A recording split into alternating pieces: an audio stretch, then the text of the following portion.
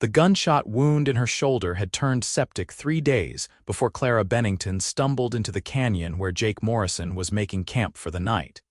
And by the time she collapsed against his bedroll, her skin burned hotter than the Arizona sun in July of 1882. Jake had been tracking a herd of wild Mustangs through the Superstition Mountains, hoping to break a few good horses to sell in Phoenix. But when he heard the sound of someone crashing through the brush, his hand went instinctively to his revolver. What emerged from the darkness was not the threat he expected, but a woman in a torn calico dress, her auburn hair matted with sweat and dirt, her green eyes glassy with fever as she reached toward him with trembling fingers. "Please," she managed to whisper before her knees buckled. Jake caught her before she hit the ground, and the heat radiating from her body told him everything he needed to know. She was burning up from the inside, and if he did not act fast, she would be dead by morning. He carried her to his bedroll and laid her down gently, then quickly built up the fire to give himself enough light to assess her condition. When he peeled back the fabric of her dress at the shoulder, he found the wound, angry, red, and weeping, the flesh around it swollen and hot to the touch. "Can you hear me?" Jake asked, brushing the damp hair from her forehead. Her eyelids fluttered open, and for a moment her gaze focused on his face. "I'm dying," she whispered, and there was such certainty in her voice that it made his chest tighten. Jake Morrison had seen plenty of death in his 30 years. He had fought in the tail end of the Apache Wars, had lost his brother to cholera, and had watched good men go down in barroom shootouts over nothing more than wounded pride. But something about this woman, something about the way she looked at him with those fever-bright eyes, made him set his jaw with determination. "Not on my watch," he said firmly. He worked through the night, drawing on every scrap of knowledge he had picked up over years of living rough in the territories. First, he cleaned the wound with whiskey from his saddlebag, holding her down when she cried out in pain. The infection had taken hold deep, and he knew he would have to draw out the poison if she was going to have any chance. He heated his knife in the fire until the blade glowed red, then lanced the wound, draining the putrid fluid while she thrashed weakly beneath his hands.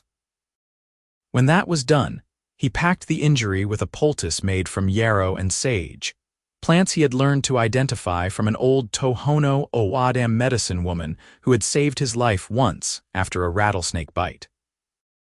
Throughout the process, Clara drifted in and out of consciousness, mumbling words he could not quite make out. He caught fragments about a stagecoach, about men with guns, about someone named Margaret who had not made it. Each time she seemed to slip further away, he would speak to her, his voice low and steady, telling her to hold on, telling her she was strong enough to fight through this. By the time dawn broke over the canyon, painting the rock walls in shades of orange and gold, her fever had not broken, but it had not worsened either. Jake considered that a victory. He knew they could not stay here, exposed in the open with no shelter and limited supplies.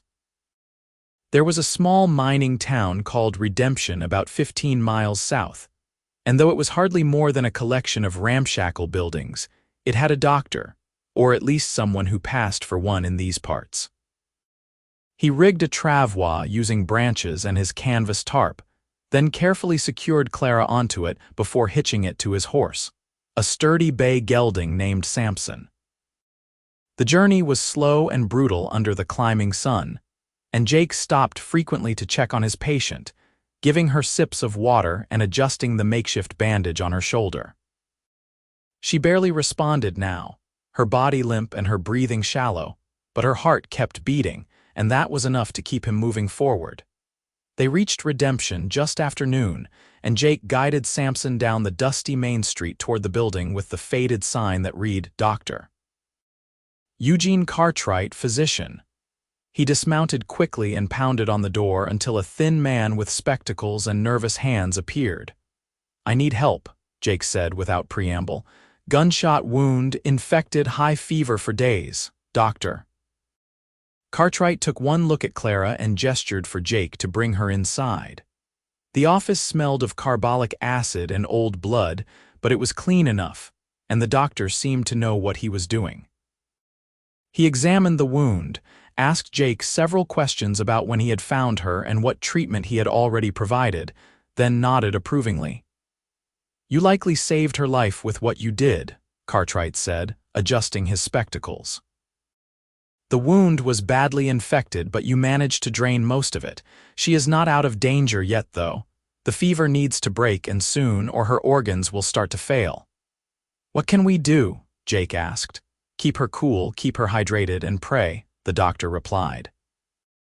"I will give her a dose of quinine and change the dressing, but beyond that, it is up to her body now." Jake refused to leave her side.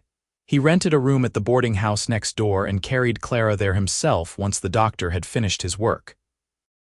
The room was small and sparse, with a narrow bed, a washstand, and a single window that looked out over the street, but it was private and relatively clean. He laid her on the bed and pulled up a chair beside it, determined to keep his vigil. For 3 days, Clara fought the fever. Jake barely slept, dozing only in brief snatches before jerking awake to check on her. He bathed her face and arms with cool water, changed the dressings on her wound under Dr. Cartwright's supervision, and coaxed her to drink whenever she was conscious enough to swallow.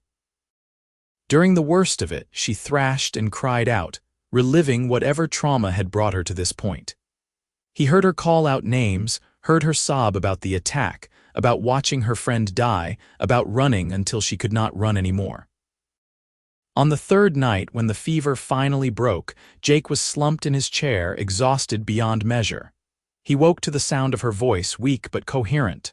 "Where am I?" He sat up quickly, his heart leaping. Clara was looking at him with clear eyes, the glassy delirium gone. Her face was pale and drawn, and she looked as though a strong wind could blow her away, but she was awake and aware. "You are in Redemption," Jake said, moving to pour her a glass of water. "A mining town in southern Arizona. You stumbled into my camp about 4 days ago, half dead from a bullet wound and fever." She tried to sit up, but her body was too weak, and she fell back against the pillow with a soft gasp of pain. "I remember," she said quietly. "I remember you. You said something." "I said you were not going to die on my watch," Jake replied, offering her the water. "Looks like you decided to listen." She took a small sip, her hand shaking as she held the glass. "Why did you help me? You do not even know me." "Did not seem right to let someone die when I could do something about it," he said simply. "Besides, I figured you had a story worth hearing." Over the next several days, as Clara regained her strength, she told him that story. Her name was Clara Bennington, and she was 24 years old, the daughter of a Methodist minister from Missouri. She had been traveling to California with her friend Margaret and Margaret's new husband when their stagecoach was attacked by bandits just north of Tucson. The driver and the husband were killed immediately, and Margaret had been shot when she tried to run. Clara had been shot in the shoulder but had managed to escape into the desert, surviving for days on sheer determination and what little water she could find. "I thought I was going to die out there," she said, her voice catching. "I thought the vultures would pick my bones clean and no one would ever know what happened to me." "But you did not die," Jake said. "You are stronger than you think." As Clara recovered, Jake found himself drawn to her in ways he had not expected. There was a resilience in her, a quiet strength that had kept her alive through circumstances that would have broken most people. She was educated and well-spoken, with a sharp wit that emerged more each day as her health improved. She asked him about his life, and he found himself telling her things he had not spoken about in years, about growing up on a farm in Kansas, about losing his family to drought and disease, about drifting west in search of something he could never quite name. "You ever think about settling down?" Clara asked one afternoon as she sat by the window, her arm in a sling but her color much improved. Finding a place to call home, Jake leaned against the doorframe, his arms crossed. "Used to think about it. Had a girl once back in Kansas. She married a shopkeeper when I left for the war. Cannot say I blame her. I was not much of a prospect then, and I am not much better now." "I think you are selling yourself short," Clara said, meeting his eyes. You saved my life, that counts for something." There was a moment of silence, charged with something neither of them was quite ready to name. Jake cleared his throat and changed the subject, but the seed had been planted. 2 weeks after her arrival in Redemption, Clara was well enough to walk short distances, though her shoulder still pained her and would for some time. Dr. Cartwright pronounced her recovery nothing short of miraculous and credited Jake's quick thinking in the early hours. Jake knew he needed to make a decision about what came next. Clara had no money, no family nearby, and nowhere to go. California seemed like a distant dream now, tainted by tragedy. One evening, as they sat together in the small room, Jake broached the subject. "I have been thinking," he said carefully. "I own a piece of land about 50 miles north of here, near the Salt River. It is not much, just a small ranch with a cabin and some grazing land, but it is mine. I was heading back there when I found you." Clara looked at him, waiting. "You are welcome to come with me," Jake continued. "Just until you figure out what you want to do next. I could use some help around the place, and it would give you time to heal properly and make plans." "Why would you do that?" Clara asked softly. "You have already done so much for me." "Because I want to," Jake said honestly, "and because I think maybe you do not have anywhere else to go right now." Clara was quiet for a long moment, her gaze distant. Then she nodded. "All right, I will come with you, but only if you let me earn my keep. I am not a charity case." "Would not dream of treating you like one," Jake said, and he smiled for the first time in days. They left Redemption the following week, traveling slowly to accommodate Clara's still healing body. Jake had traded some work for supplies and a second horse, a gentle mare that Clara could ride without too much discomfort. The journey took them through stunning desert landscapes, past towering saguaros and across dry washes that would become raging torrents during the monsoon season. At night, they made camp under skies so full of stars it seemed you could reach up and pluck them from the heavens. During those quiet evenings by the fire, they talked. Clara spoke about her childhood, about her love of reading and her frustration with the limited opportunities available to women. Jake told her about his dreams of building something lasting, a ranch that could sustain him through his old age. They discovered shared values and complementary temperaments, and slowly, carefully, they began to build something that felt like trust. When they finally reached Jake's ranch, Clara understood what he had meant when he said it was not much. The cabin was small and rough, built from logs and adobe, with a stone fireplace and a roof that probably leaked in the rain. The corral was empty, the barn needed repairs, and the whole place had the air of a dream deferred. But there was potential here, too. The land was good, with access to water from the river, and the views were spectacular, looking out over rolling hills dotted with mesquite and ocotillo. "It needs work," Jake admitted as they stood together surveying the property. "I have not been here much over the past year, been working odd jobs to save up money for stock." "It is beautiful," Clara said, and she meant it. There was something honest about this place, something real. It was not the life she had imagined for herself back in Missouri, but it felt right in a way she could not quite explain.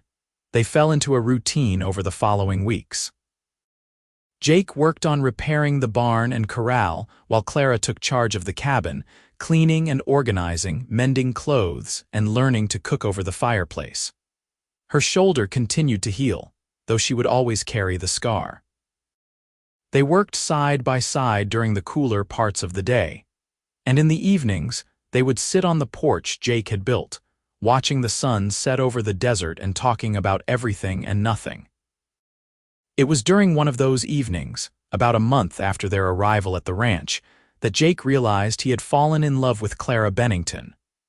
The realization came not as a sudden revelation, but as a quiet certainty, like recognizing something that had always been true. He loved the way she laughed, the way she approached problems with determination and creativity, the way she had chosen to build a new life rather than collapse under the weight of her trauma.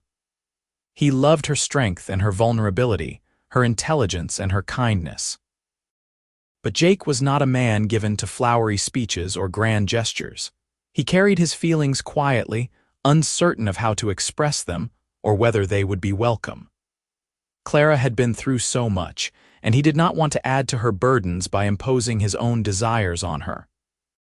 Clara, for her part, was grappling with her own feelings. She had never expected to find herself in this situation, living on a remote ranch with a cowboy who had saved her life. Her plans had been so different. She was supposed to be in California by now, starting a new life in a city with opportunities for a woman like her. Instead, she was here, in the middle of the Arizona desert, and the strangest part was that she did not want to be anywhere else. She had fallen in love with Jake Morrison, though she had tried to deny it to herself at first. It seemed too quick, too improbable. But love, she was learning, did not follow a schedule or a plan. It happened when it happened, and fighting it only made you miserable. She loved his quiet competence, his steady presence, the way he treated her as an equal rather than a fragile thing to be protected. She loved the gentle way he spoke to his horses, the calluses on his hands, the rare smile that transformed his weathered face. The tension between them grew, unspoken but palpable, until one evening in late September when the air had finally begun to cool.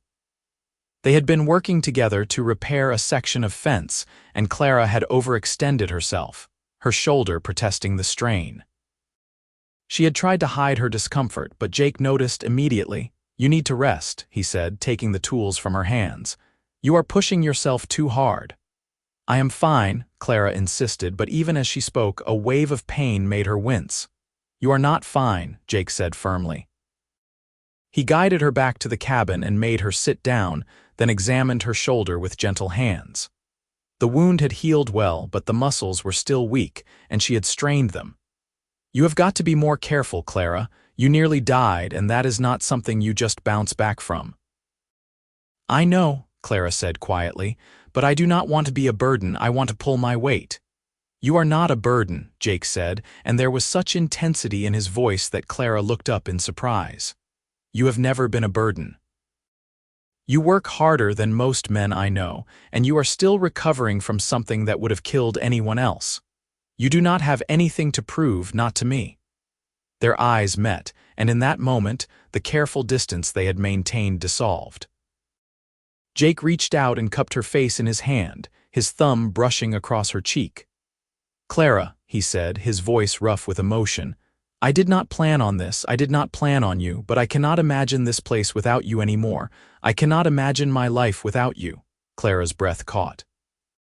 "Jake, You do not have to say anything," he interrupted quickly. "I know this is not what you signed up for. I know you have plans, dreams that do not include a broken-down ranch and a cowboy who does not have much to offer. But I needed you to know how I feel. I needed you to know that you are not alone here, that what you do matters to me, that you matter to me." "Jake," Clara said again, and this time she took his hand in hers. "Stop talking for a minute and listen to me. I do not want to be anywhere else. I do not want to be with anyone else. When I thought I was dying out there in the desert, I was not scared of death itself. I was scared that I would die without ever really living, without ever knowing what it felt like to be truly seen by someone, to be valued for who I am rather than who I am supposed to be. You gave me that. You gave me a reason to fight, a reason to survive, and now you have given me a home." She stood up, ignoring the protest from her shoulder, and closed the distance between them. "I love you, Jake Morrison. I think I have loved you since you told me I was not going to die on your watch. You are the most stubborn, frustrating, wonderful man I have ever met, and I want to build a life with you if you will have me." Jake's answer was to kiss her, a kiss that was both tender and fierce, full of all the words they had not said and all the promises they were making. When they finally broke apart, both breathing hard, he rested his forehead against hers. "I will have you," he said simply, "now and always." They were married in November by a circuit preacher who passed through the area once a month. The ceremony was simple, held on the porch of their cabin with Dr. Cartwright and his wife as witnesses, along with a few neighboring ranchers Jake had come to know. Clara wore a dress she had made herself from fabric Jake had bought in town, a soft blue that matched the Arizona sky. Jake wore his best shirt and pants, his hair slicked back and his boots polished to a shine.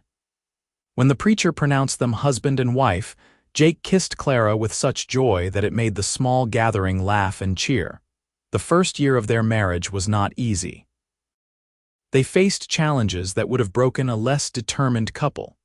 A dry winter meant they had to haul water for the small herd of cattle Jake had managed to buy with his savings. A pack of coyotes killed 2 calves before Jake managed to track them down and drive them off. Clara fell ill with influenza in February, terrifying Jake with memories of her fevered arrival. But she recovered more quickly this time, bolstered by good food and rest and the knowledge that she was not alone. But there were joys, 2 small moments that shone like gold. The first time they successfully delivered a calf together, working through the night to help a struggling heifer, and the triumph they felt when the baby finally arrived, wet and wobbly but alive. The morning Clara discovered she was pregnant, and the way Jake had lifted her off her feet and spun her around despite her laughing protests. The evenings spent in their bed, wrapped in each other's arms, talking about their dreams for the future and making plans for the family they would build. Their son was born in October of 1883, a healthy baby boy with his father's dark hair and his mother's green eyes. They named him Samuel, after Jake's brother. And from the moment Jake held his son for the first time, Clara knew that her husband had found a piece of himself he had not known was missing. Jake was a devoted father, gentle and patient with the baby, and Clara often found herself watching the 2 of them together, her heart so full she thought it might burst. As Samuel grew, the ranch prospered. Jake expanded the herd and hired on a young ranch hand named Tom to help with the work. Clara started a garden, growing vegetables and herbs that she preserved for the winter months. She also began teaching, offering lessons to the children of neighboring families who were hungry for education. The small income she earned went toward improvements to the cabin, including a second room for Samuel and, eventually, for the siblings who would follow. Their daughter, Margaret, was born 2 years after Samuel. Clara had chosen the name in honor of her lost friend, a way of keeping that memory alive. Margaret was a spirited child, fearless and curious, and she kept her parents on their toes from the moment she could crawl. Watching her grow, Clara often thought about how different her life had turned out from what she had planned, and how grateful she was for that difference. The years passed in a rhythm of seasons and cycles. There were hard times, droughts and illnesses, and the constant struggle to make ends meet that defined life on the frontier. But there were more good times than bad, and through it all, Jake and Clara faced everything together. Their love deepened and matured, growing from the passionate intensity of new romance into something stronger and more enduring. On their 10th wedding anniversary, Jake surprised Clara with a gift. He had been working on it in secret for months, enlisting Tom's help to keep it hidden. He led her out to the barn, where he unveiled a beautiful rocking chair he had crafted from mesquite wood, the arms carved with intricate patterns of desert flowers. "For you," he said, suddenly shy.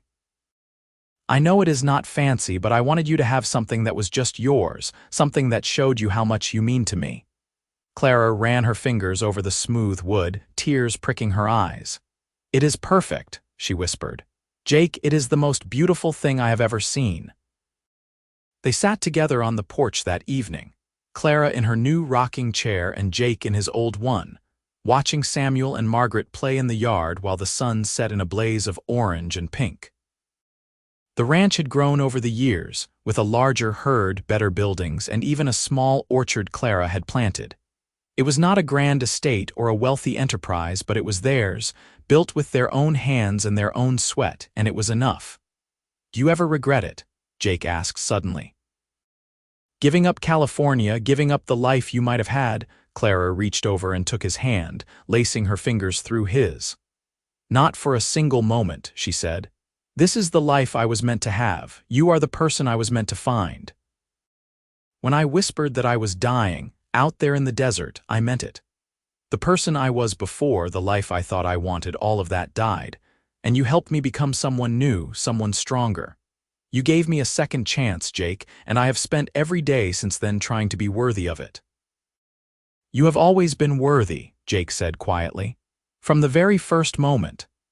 As the sky darkened and the first stars appeared, they called the children inside and settled them for bed. Samuel, now 10, insisted on reading a story to his younger sister, his voice earnest and careful. Margaret, 8 years old and full of questions, wanted to know about everything under the sun before she would consent to close her eyes. Clara and Jake took turns answering, patient and loving, until finally both children drifted off to sleep.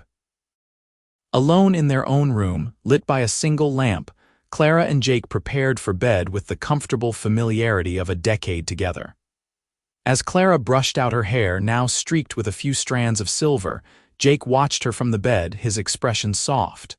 "What are you thinking about?" Clara asked, catching his gaze in the mirror. "About how lucky I am," Jake said. "About how different my life would be if you had not stumbled into my camp that night.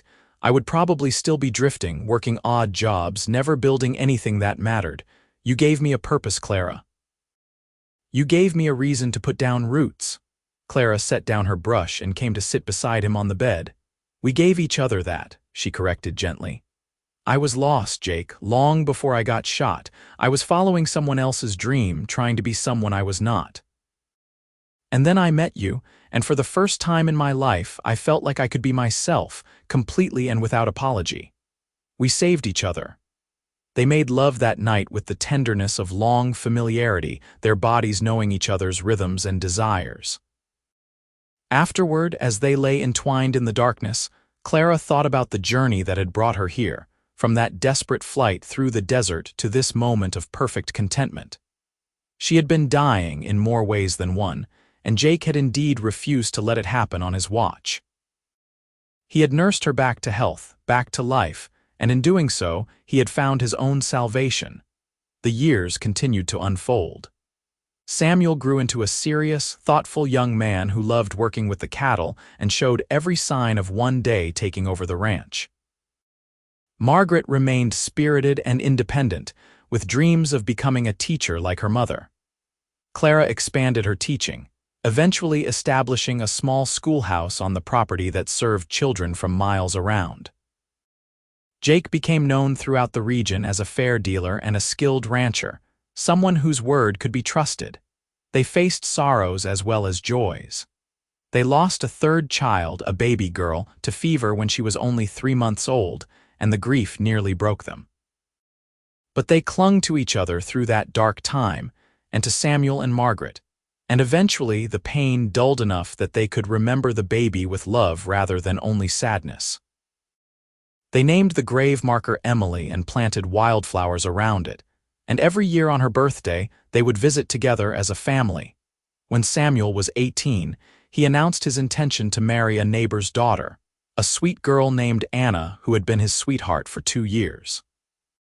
The wedding was held at the ranch, a larger affair than Jake and Clara's own ceremony had been, with friends and neighbors coming from all over the territory. As Clara watched her son pledge his life to his bride, she thought about her own wedding day, about how young and uncertain she had felt, and how far she had come since then. Margaret left for California when she was 19, determined to attend a teaching college in San Francisco. It was hard to let her go, harder than Clara had expected, but she understood the need to chase your dreams. She and Jake saw their daughter off at the train station in Phoenix, pressing money into her hands and making her promise to write every week. As the train pulled away, Jake put his arm around Clara, and they stood together watching until the railcar disappeared from sight. "She will be all right," Jake said quietly. "She has your strength and your brains. Nothing can stop her." "I know," Clara said, wiping her eyes. "But I will miss her terribly." "Me too," Jake admitted. "But that is what we raised them for, is it not? To be strong enough to make their own way in the world." With the children grown and gone, Jake and Clara entered a new phase of their life together. The ranch was well established now, and while there was always work to be done, they had help and they had time. Time to sit on the porch and watch the sunset. Time to ride out together across the land they loved. Time to simply be together, without the constant demands of child-rearing and survival. They took a trip one spring, traveling to California to visit Margaret, who was thriving in her studies and full of plans to open her own school. Clara was proud beyond words, seeing her daughter so confident and capable, making her way in a world that was slowly beginning to open up more opportunities for women. They spent 2 weeks in San Francisco, marveling at the city's growth and energy, before returning home to Arizona. "It was wonderful to see her," Clara said on the train ride back, "but I am ready to be home." "Me too," Jake agreed. "I never thought I would be the kind of man who gets homesick, but that is what we built, is it not? A home worth missing." When they arrived back at the ranch, Samuel and Anna were waiting for them with news. Anna was pregnant, expecting their first child in the fall. Clara cried with joy, and Jake shook his son's hand so hard and so long that Samuel finally had to laugh and pull away. They were going to be grandparents, a prospect that felt both exciting and oddly surreal.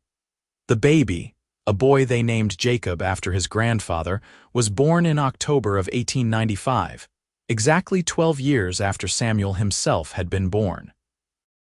Jake held his grandson with shaking hands, overwhelmed by the continuation of the family line, by the knowledge that the ranch would go on after he was gone. Clara watched him with little Jacob and felt her heart swell with love for this man who had given her so much. As they moved into their 60s, Jake and Clara gradually stepped back from the day-to-day running of the ranch, leaving more and more to Samuel and Anna. They remained active and involved, but the pace was slower, the days less frantic. They had time now for the things they had always meant to do, but had never quite gotten around to. Clara finally learned to play the piano, an instrument Samuel had bought her for her 60th birthday. Jake took up whittling, creating small figures and toys for his grandchildren. Margaret returned from California in 1898, bringing with her a husband named David, a lawyer she had met at a social reform meeting. They settled in Phoenix, where Margaret opened her school and David established his practice. She and Clara grew closer than ever during this time, the distance of geography replaced by a deep understanding and mutual respect. Margaret often brought her students out to the ranch for field trips, showing them what life was like outside the city, and Clara loved those visits, loved seeing her daughter so fulfilled and happy. On their 30th wedding anniversary, Jake and Clara renewed their vows in a small ceremony attended by family and close friends. They spoke the same words they had spoken 3 decades earlier, but now those words carried the weight of a lifetime of experience. When Jake said, "I do," he was affirming not just a promise but a reality, a love that had been tested and proven true time and time again. That night, lying in bed in the cabin they had shared for so many years, Clara thought back to that first night when she had stumbled into Jake's camp more dead than alive. "Do you remember what I said?" she asked softly, "when you found me?" "You said you were dying," Jake replied, his arm around her shoulders. "And you said not on your watch," Clara finished, "and you meant it. You fought for me, Jake, when I could not fight for myself. You gave me everything." "We gave each other everything," Jake corrected, echoing her words from years ago. "And I would do it all again in a heartbeat." They lived to see the turn of the century, marveling at the changes sweeping across the nation and the world. Arizona became a territory with real infrastructure, railroads and telegraph lines connecting once-isolated communities. The wild frontier of their youth was slowly being tamed, though the desert remained as beautiful and unforgiving as ever. They saw automobiles appear on the streets of Phoenix and heard about flying machines that could carry a man through the air. The world was changing rapidly, but the love between them remained constant. Jake passed away peacefully in his sleep in the spring of 1906, at the age of 74. He had been working in the garden the day before, planting tomatoes with Clara, and had complained only of being tired. That night, he kissed her goodnight as he always did, told her he loved her, and simply did not wake up. The doctor said it was his heart, worn out after a long and active life. Clara mourned him deeply, but not bitterly. They had been given 31 years together, far more than they had any right to expect given how their relationship had begun. She had Samuel and Margaret to comfort her, and 4 grandchildren who bore Jake's name and his legacy. She remained at the ranch for the rest of her life, refusing all suggestions that she move to town or live with one of the children. This was her home, the place she and Jake had built together, and she would not leave it. She lived for another 8 years, dying in 1914 at the age of 86.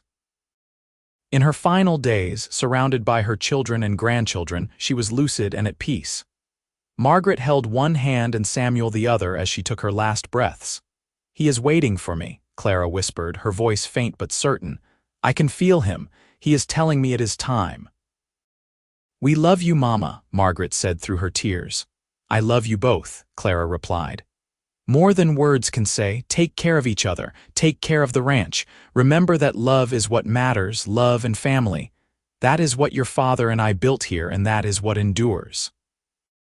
Those were her last words. She closed her eyes and slipped away quietly, a soft smile on her face, and those who were there said she looked young again in death, like the woman Jake had first found in the desert so many years before.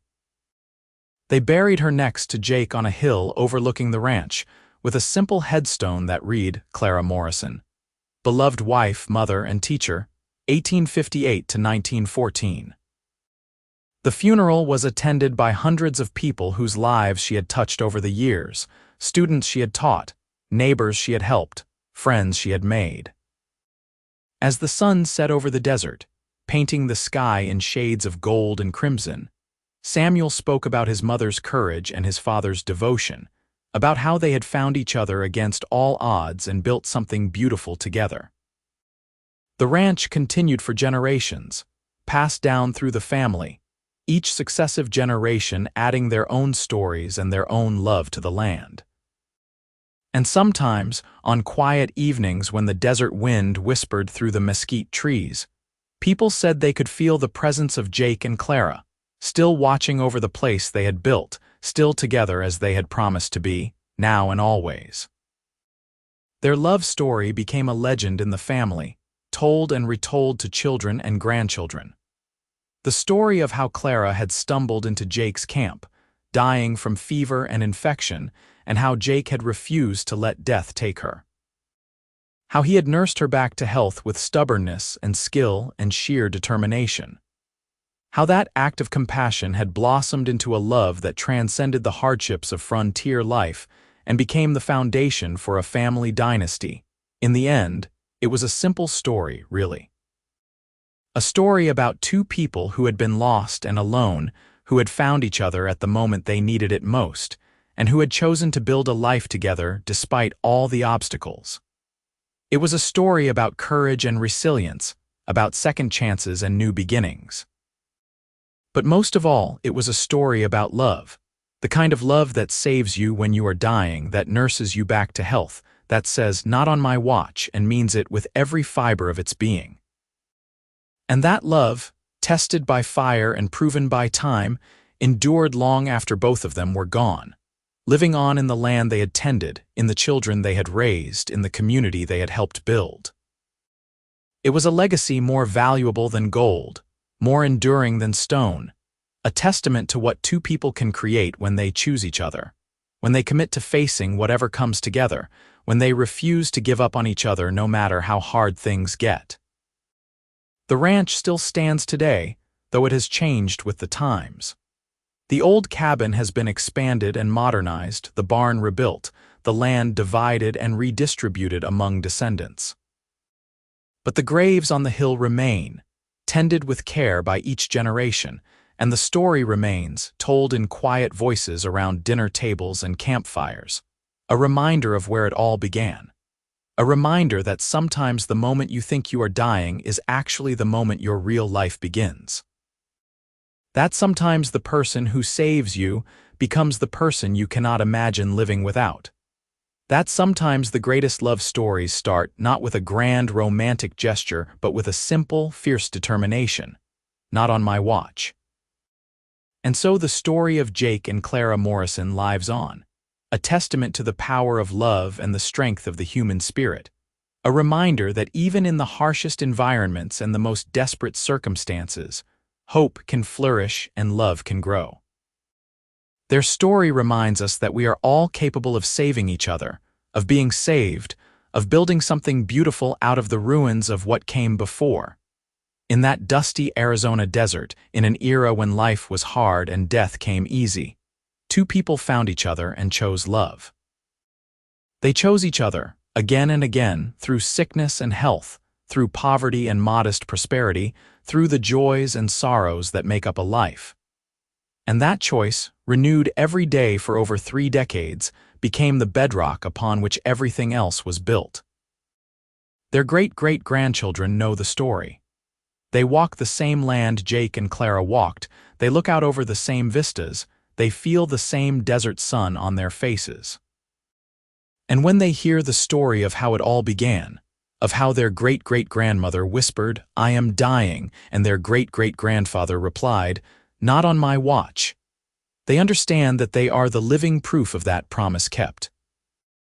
They are the evidence that love can conquer death, that determination can overcome impossible odds, that two people joining their lives together can create something that echoes through generations. The rocking chair Jake made for Clara sits in a place of honor now, in the home of Samuel's great-granddaughter, who rocks her own children in it and tells them the story. The headstones on the hill are cleaned and decorated every year. The old letters Jake and Clara wrote to each other during the brief times they were apart are preserved in a family archive. Their words of love and longing and everyday life a window into a world long gone but not forgotten. Together they remain in memory and story and the continuation of the family they began. Proof that love is the greatest act of defiance against mortality, the greatest triumph of hope over despair, the greatest gift one person can give another. Their story, beginning with an ending and an ending that became a new beginning, remains a beacon of light, showing us all what is possible when we refuse to give up on each other, when we fight for love with everything we have, when we say to death and despair and all the forces that would tear us apart, "Not on my watch." Not today, not ever.